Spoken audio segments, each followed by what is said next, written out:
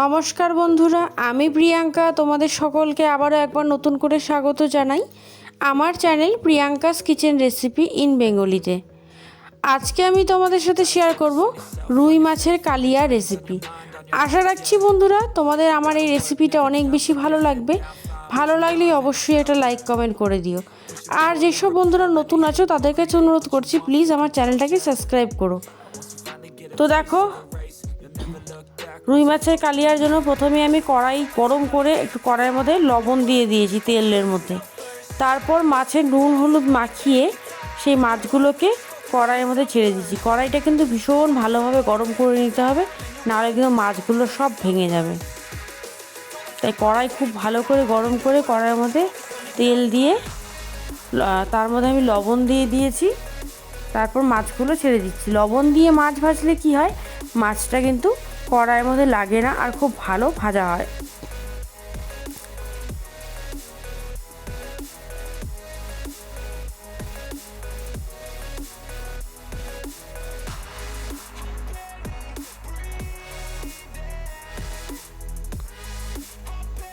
তো মাছগুলোকে হালকা হালকা করে উল্টে পাল্টে ভালো করে ভেজে নিচ্ছি।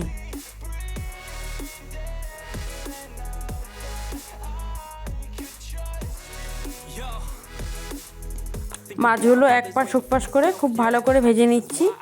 একদিকে মাছ ভাজা হলেই একটু চাড়া দিলে কিন্তু খুব সুন্দরভাবে উল্টে যাচ্ছে।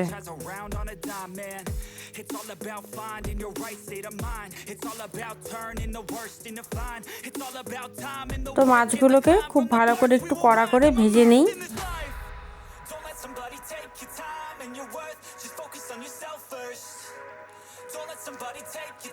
তো মাছগুলো কিন্তু আমার ভাজা হয়ে গেছে। মাছগুলোকে আমি একটা বাটির মধ্যে তুলে নিচ্ছি।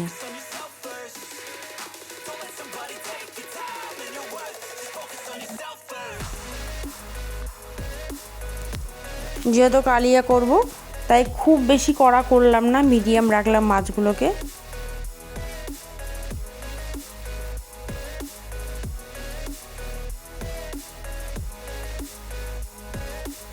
তো এই দেখো, মাছগুলো আমি ভেজে নিয়েছি।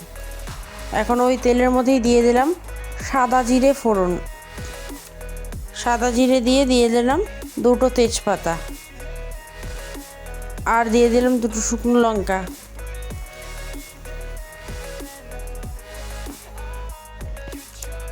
এগুলোকে ফোড়নগুলো একটু লাল লাল করে ভেজে নিয়ে তারপরে এর মধ্যে দিয়ে দিলাম পেঁয়াজ কুচি।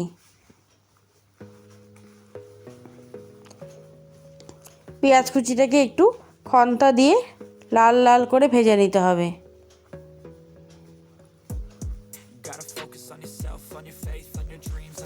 পেঁয়াজ কুচিটা একটু লাল লাল করে ভেজে নিচ্ছি।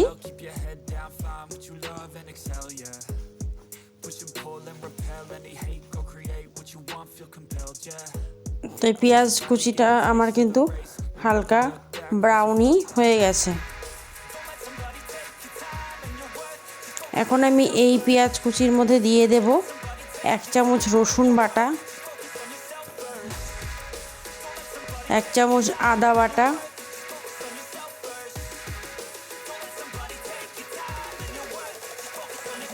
1 চামচ লঙ্কা বাটা। আমি কিন্তু খুব বেশি ঝাল করব না কালিয়াটা, তাই লঙ্কা বাটাটা কিন্তু আমি 1 চামচই নিয়েছি।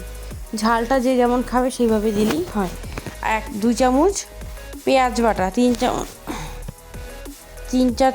থেকে 4 চামচ পেঁয়াজ বাটা।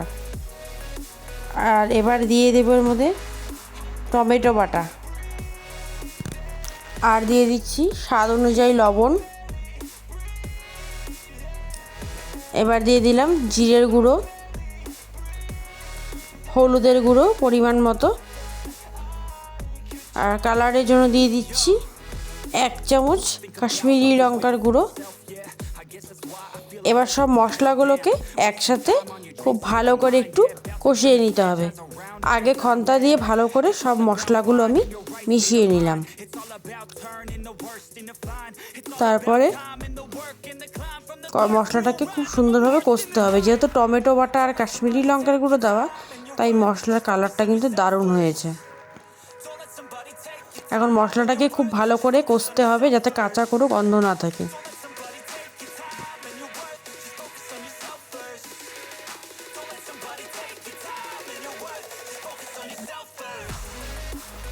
তো মশলাটা দেখো খুব সুন্দরভাবে আমার কষানো হয়ে গেছে।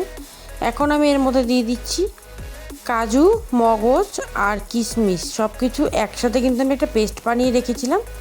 ওই পেস্টটা আমি এর মধ্যে দিয়ে দিলাম 2 চামচের মতো। এবার কিন্তু হালকা একটু কষলেই হয়ে যাবে, কারণ কাজু মগজ এগুলো দিয়ে বেশি কষতে হয় না। তো এটা দিয়ে এখন একটু হালকা কষিয়ে তারপর ঝোল দিয়ে দেব।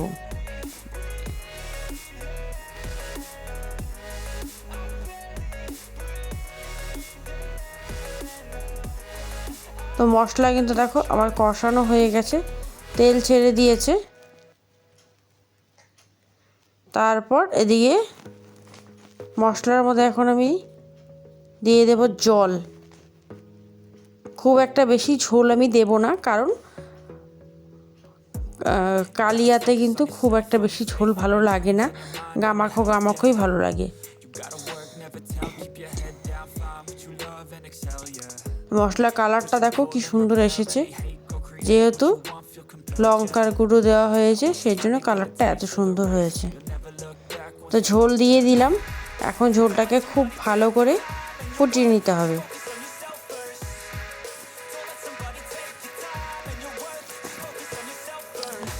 মাছের ঝোল কিন্তু খুব সুন্দরভাবে ফুটে গেছে। এখন এক এক করে মাছগুলোকে আমি ঝোলের মধ্যে ছেড়ে দেব।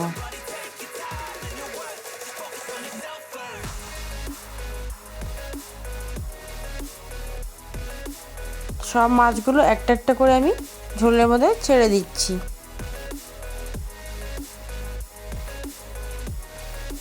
সব মাছগুলো এক এক করে ছেড়ে দিচ্ছি।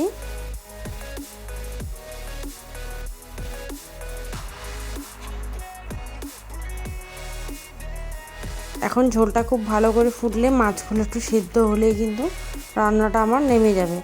আমার কিন্তু প্রায় হয়ে এসেছে রুই মাছের কালিয়াটা।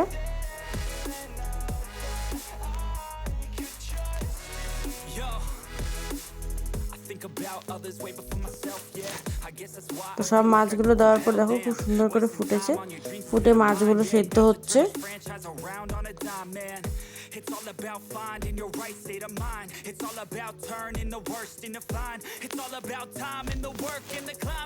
তো দেখো আমার কিন্তু ফাইনালি রান্নাটা হয়ে এসেছে। এখন এটা ভালো করে ফুটলে মাছগুলো একটু সেদ্ধ হলেই কিন্তু রুই মাছের কালিয়া একদম রেডি। তো বন্ধুরা, আমার এই রেসিপিটা যদি তোমাদের ভালো লাগে অবশ্যই একটা লাইক করে দিও। যারা নতুন চ্যানেলে প্লিজ চ্যানেলটাকে সাবস্ক্রাইব করো।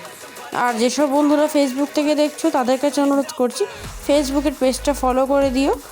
আর যারা নতুন প্লিজ চ্যানেলটাকে সাবস্ক্রাইব করে দিও।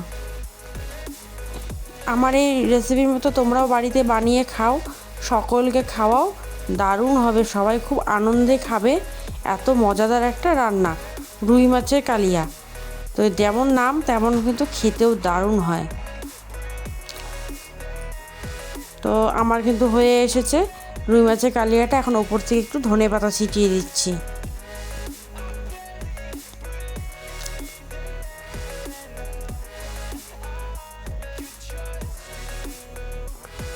উপর থেকে একটু ধনেপাতা আর 2-4টা কাঁচা লঙ্কা আমি দিয়ে দিলাম ডেকোরেশনের জন্য।